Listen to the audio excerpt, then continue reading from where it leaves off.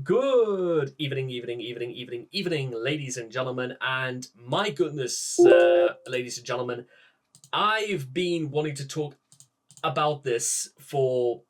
Okay, I'm going to have to do a little bit of a backstory for you guys because there's me and this album have a bit of history behind it. Now, I was introduced to Rush. This was my introduction to Rush, by the way. And I remember I started listening to Rush January of 2019, basically a whole year before Neil Peart sadly passed away. And whilst I am aware this is based on the book, I think the book was called Anthem by bollocks to this. I should know who isn't it Anne Rand? I think was it was based on the book by Anne Rand about some sort of like a future where a lot of artwork was basically just being rebranded or destroyed, and when somebody brings along a violin and they try to like present it, they just said no, we don't want that, and out it goes. Now, curiously enough, I need to put this into perspective. 5.5 years later, since look at the world around you right now. Artificial intelligence, computers write song lyrics, auto tuning. I know auto tuning's been around for a very long time, but nowadays it's sometimes I have issues detecting like one song from another, and then of course the music. It's like no joke, ladies and gentlemen. A few days ago, I did a song. I reacted to a very recent song called "Women's World" by Katy Perry, and it was one of the most corporate branded, pandering bullshit excuses for a song I've ever heard in my life. It was one of those songs where some big executive watched the movie Barbie and thought we can make something about like that, except not like that. And I haven't even seen Barbie, and I reckon it's probably a better idea than what Women's World was. And I know a lot of people criticize me for trying to take it too seriously, but you know what? And I'll say it again. I did the music video for it as well. They had to pay people to design a set. They had to pay choreographers. Choreographers had to know what they were doing on set. They had to pay somebody to design costumes. They had to pay someone to do makeup, a lighting technician, a studio engineers, a producer, somebody to hire props. So there was an old granny wielding a mobility scooter with a flamethrower. They had to hire like visual effects artists. They had to pay to do like people to do cameos and these sorts of things. They had to pay an editor to put everything together. What I'm trying to say is that if they were trying to go for satire, they still had to put a lot. They still had to put a lot of money behind it. And a lot of people were under the impression that it was either meant to be satire, but the problem was is that the song did not have any sense of irony about it whatsoever. Some songs that are quite ironic usually do have a bit of self-awareness. They know that it sounds strange and know it sounds a bit, like they probably shouldn't be doing it. Listen, I'm a big fan of, I know I'm really dragging this out, but I have to do this. So sorry about this. I am a huge fan of the band Steel Panther. I saw them in February of 2020, basically weeks before the whole world went into lockdown.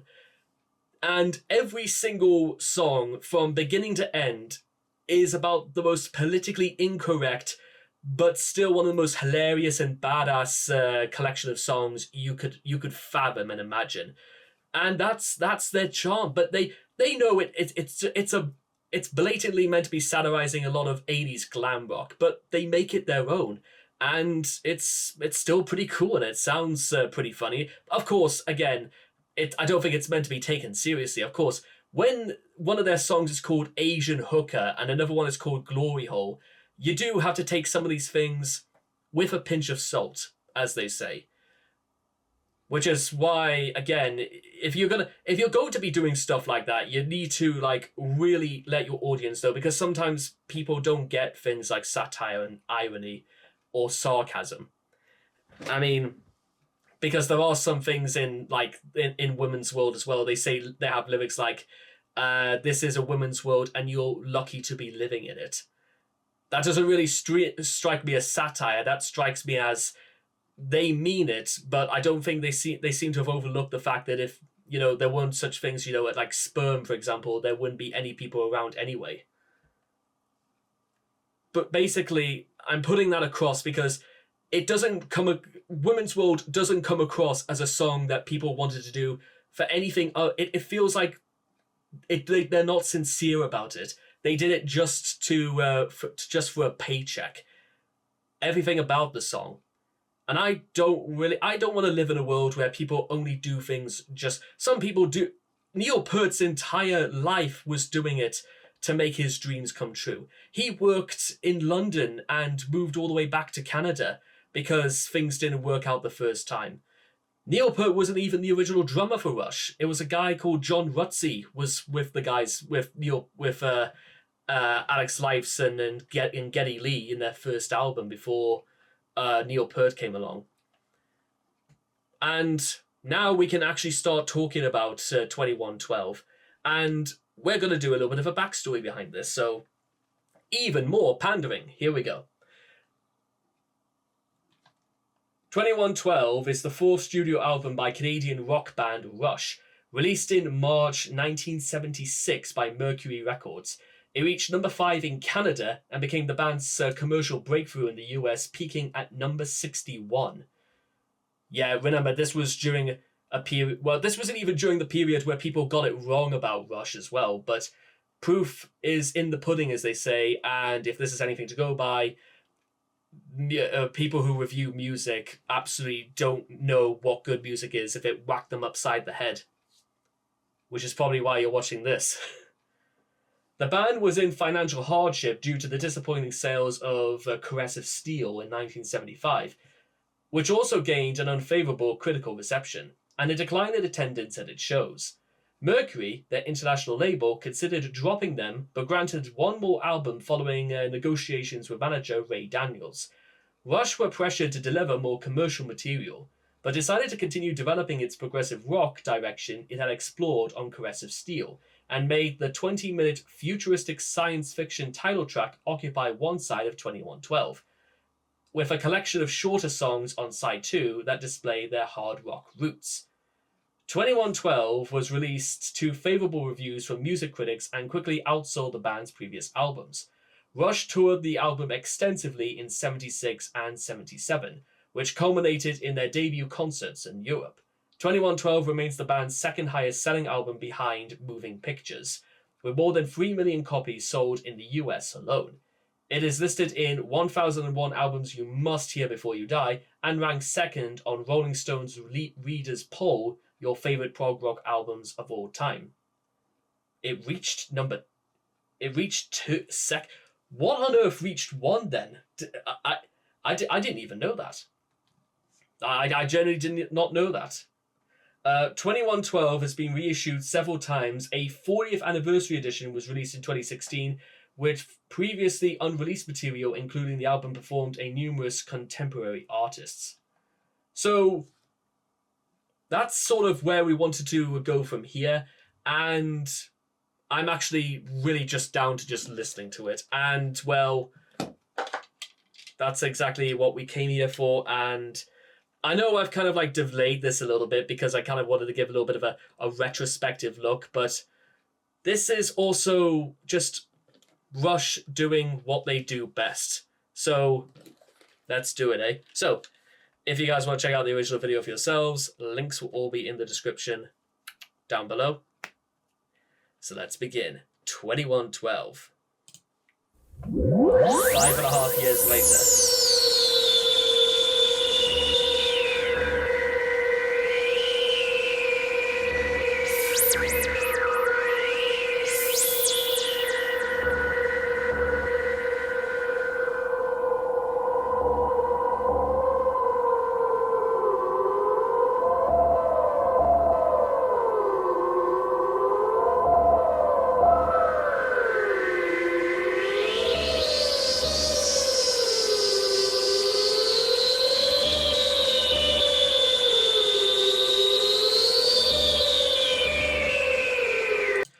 I know it's a little bit of an old hat to say that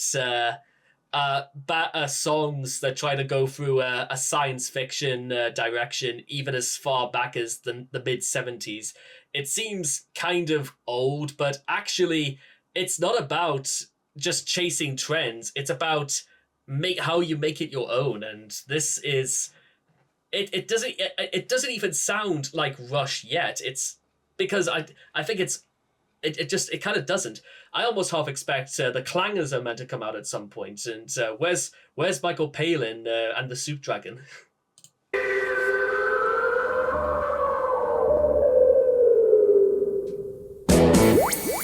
And there is Rush.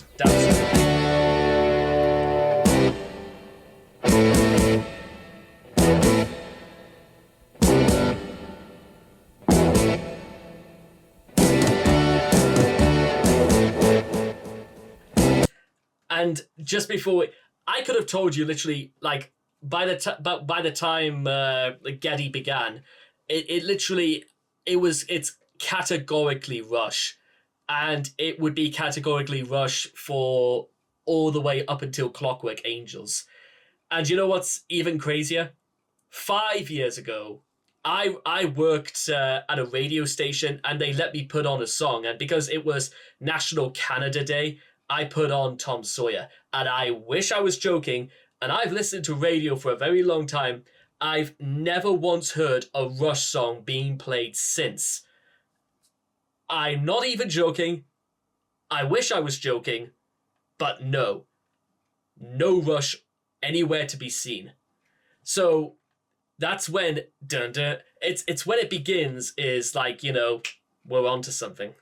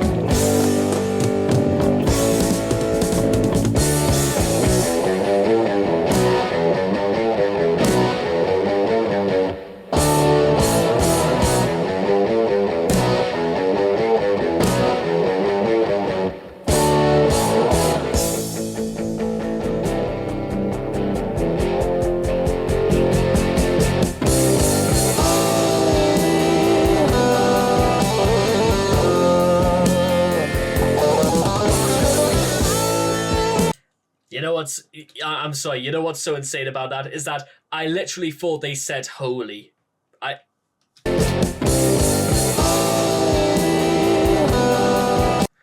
Did they actually say holy? I can't even tell, but it's damn.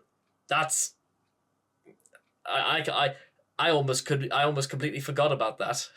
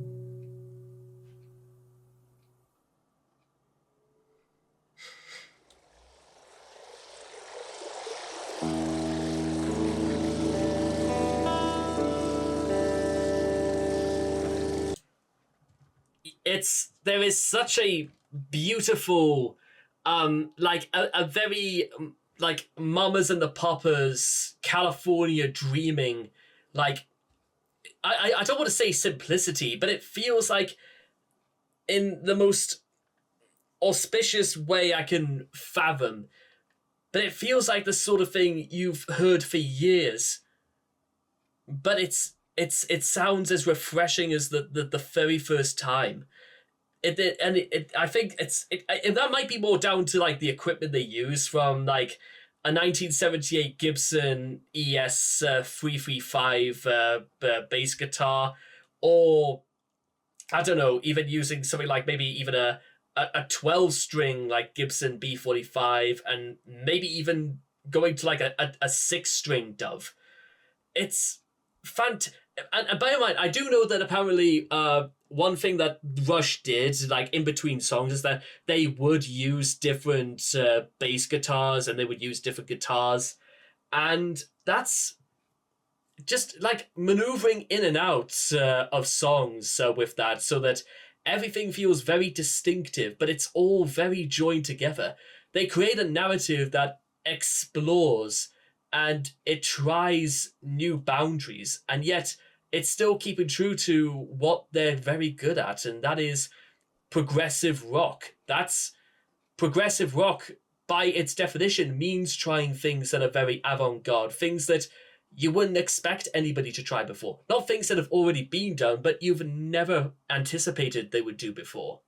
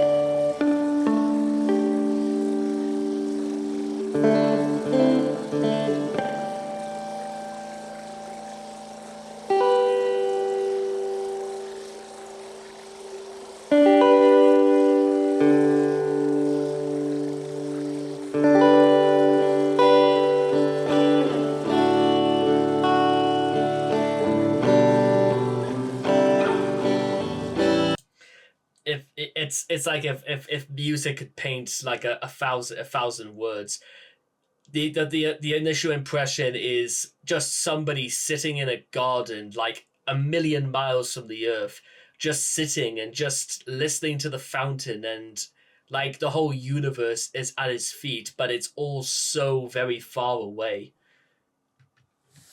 I like that. I like that you just convey it through music, like through time and sound and space, quite literally in space. And probably even more impressive again. And you know what this almost reminds me of, very in a very curious roundabout way. Tell me who I mean, how many of you guys have ever listened to the album The Human Equation by Arian? And you know how they have like different singers to convey very different emotions, and whenever love gets brought into it, it comes like an angel from heaven, and it breeds this wonderful air of like all your problems just melt away and you feel at peace, even though they're describing some very, very harsh scenarios in life. And this manages to do that without words.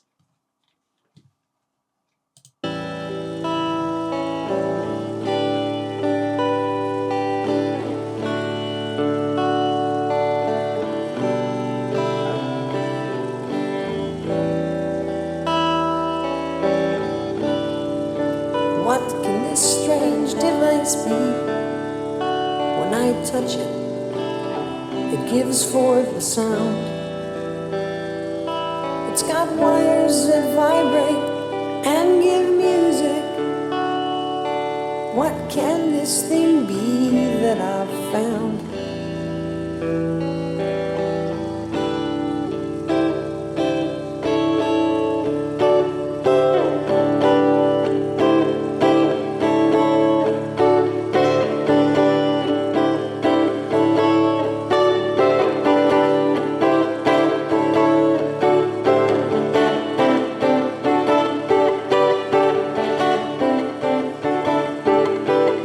See how it sings like a sad heart and joyously screams out its pain. Sounds that build high like a mountain on notes that fall gently like rain.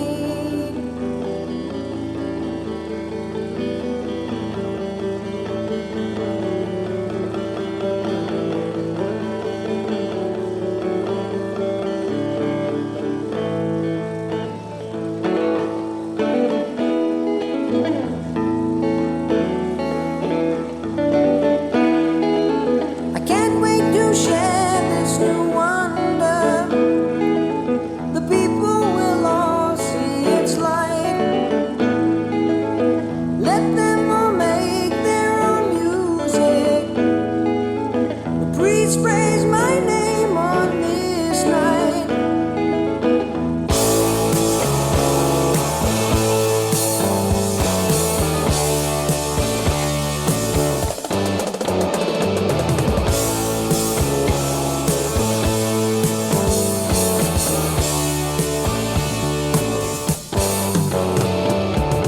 I know it's most unusual to come before you so, but I found an ancient miracle I thought that you should know. Listen to my music and hear what it can do. There's something here as strong as life. I know that it will reach you. Yes, we know it's nothing new. It's just a waste of time. Not no need for ancient ways. The world is doing fine. Another toy help destroy. Now the race of man forgets about your silly web. It doesn't fit the plan. No, I can't believe you're saying these things just can't be true. Our world could use this beauty. Just think what we might do. Listen to my music. Hear what it can do. There's something here that's as strong as life. I know that it will reach you.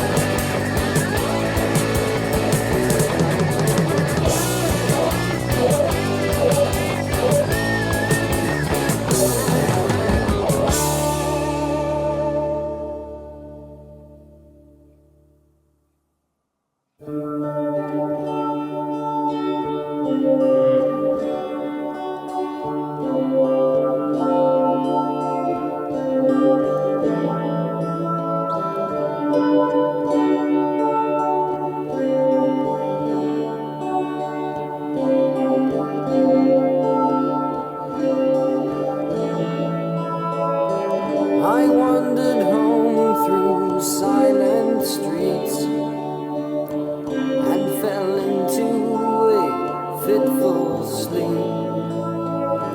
Escape to realms beyond the night. Dream, can't you show me light?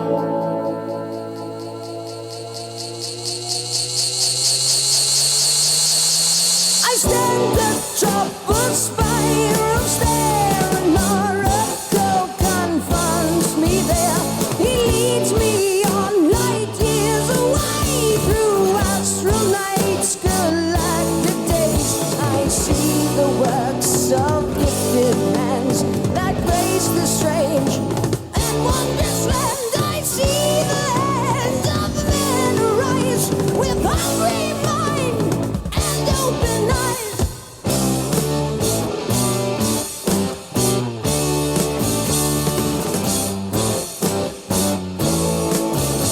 They left our planets long ago. The elder race still learn and grow. Their power grows with purpose strong to claim the home where they belong. Home to tear the temples down. Home to change.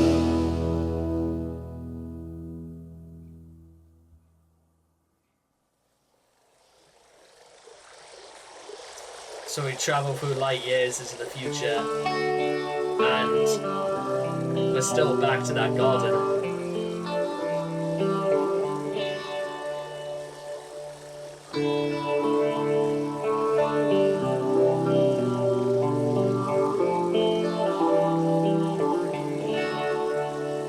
The sleep is still in my eyes. The dream is still in my head. I heave a sigh and sadly smile and lie a while in bed. I wish that it might come to pass, not fade like all my dreams. Just think of what my life might be in a world like I have seen. I don't think I can carry on this cold and empty life.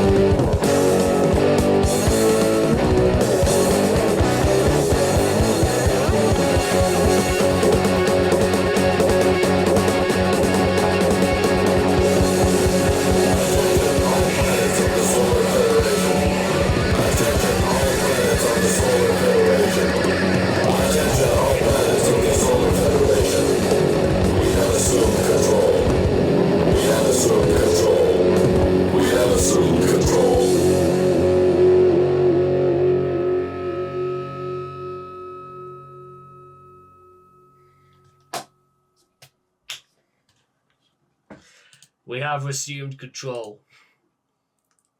At the end, it didn't even matter what we said or didn't say. They are the ones with all the power. They are the ones who make all the rules. They can say and do just about anything they want, and that is probably what we have to put into it. So I just want to say I'm not entirely sure what else I'm even meant to say at this point, because they were absolutely right. It's probably I need. 5.5 years have gone by since I last heard this classic, and the more I think about it, I think I love it even more now than I did, because it takes you on a journey, like through discovery, through reflection, through despair, through hope, through aspiration, and back to reality we go, almost for the entire cycle to begin all over again. It's a slice of life, and it wouldn't matter if it was done in 76, in 2024, or in 2112.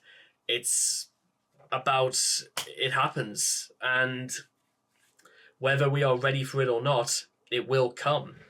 It's hard to say if it will come in our time. It's hard to say whether or not it's happening right now, but it's this will be still kept around, ladies and gentlemen. I can absolutely guarantee that. It's not one of those things that isn't just going to go away, because it's been preserved in like some in a Canadian museum about keeping music like this safe and under wraps, because for future generations will come along and they'll be interpreting and talking about this ad nauseum, about the journey you go on, and about the thirst for knowledge, and what the inspirations that come into this, and probably bands of Rush's ilk that came afterwards, that will be talked about for years after. And that level of just devotion, and let alone the craft that went into this, it makes this easily one of the best that Rush has ever produced, as well as performed. And it's definitely a credit to Geddy Lee, Alex Lifeson, and the late great Neil Peart. And I think they should be very, very proud. I know they are, but just in case it wasn't obvious before. So that leaves me with pretty much nothing else to say, because, well, I don't think there's much else to say, if I'm honest. Fantastic. And it was just in 20 minutes, the same length as a Simpsons episode. And what an experience we had, eh? And with all that being said and done, I hope all of you guys have enjoyed. Just wait for another 5.5 years, ladies and gentlemen, when I'll be 32 and I'll be listening to this again, and I'll be talking about how 11 years ago the world was such a very different place. TikTok was still around, and people weren't exactly as shameless with using Instagram features and filters the way they do now. And I cannot wait to see all of you guys. I know we're doing the 10 years younger challenge, except they'll be doing that 20 years into the future as well. So take care, and bye-bye for now.